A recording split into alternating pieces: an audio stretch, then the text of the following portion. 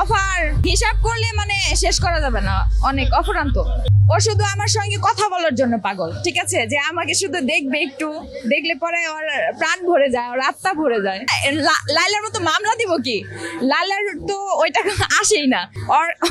ওকে এবং হচ্ছে ওই মেয়েকে মানে সহ আমি এখানে জবাই করে আসবো। এখন পর্যন্ত কতগুলো প্রেমের অফার পেয়েছে? ওইটা আমি লিস্ট করিনি আর কি, অনেক।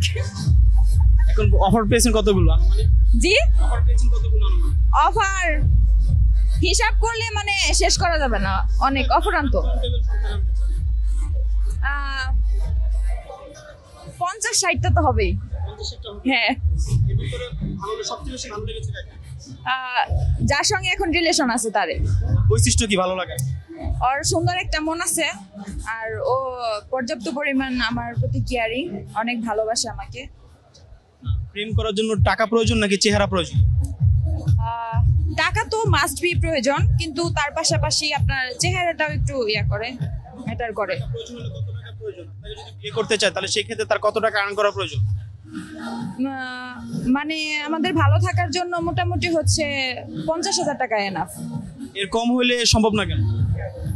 সম্ভব, যে কোনো ওয়েতে সম্ভব, কিন্তু হচ্ছে মানে যেহেতু আজ করছেন এর জন্য হচ্ছে আমি বললাম যে হচ্ছে 50,000 টাকা হলে মানে সুন্দরভাবে আমরা চলতে পারবো, কিন্তু যদি এর কম হয় তাহলে কোনো সমস্যা নেই। মানে পার্সোনাল ভাবে আমার সঙ্গে যা ঘটতেছে সেটা আমি বলবো।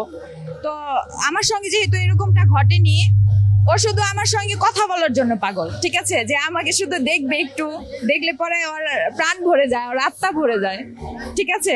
তো আমাকে তো কখনো এরকম অফার করে নাই, বা হচ্ছে আমি ওরকম অফার ওর কাছ থেকে পাইনি, সো এটা আমি বলতে পারবো না। আপনার বয়ফ্রেন্ড যদি আপনাকে ছেড়ে চলে যেতে চায়, তাকে কি লাইলার মতন কি মামলা দিয়ে রাখবেন তাকে?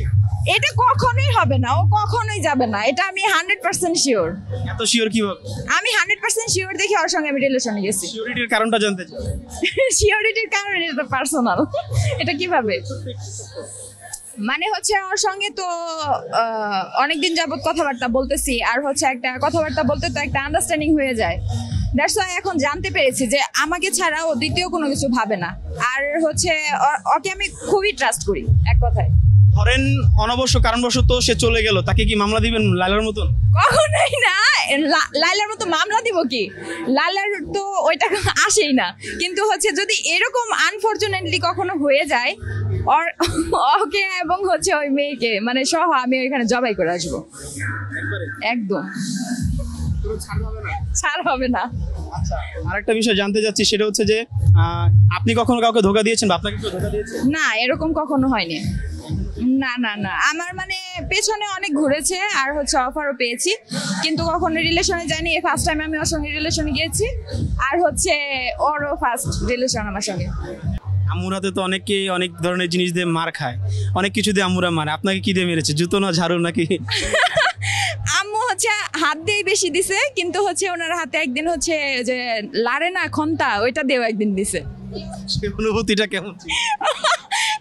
তখন তো কান্না করতে করতে একদম হচ্ছে গড়াগড়ি খাইছি, কিন্তু এখন হচ্ছে ওইটা মনে পড়লে অনেক বেশি ভালো লাগে যে আম্মু হচ্ছে ওই ছোটবেলাতে ফিরে যেতে চায়, আবার যে আম্মু যেটা শাসন করতো এটা ভালোর জন্যই করতো, এরকম মনে হয়।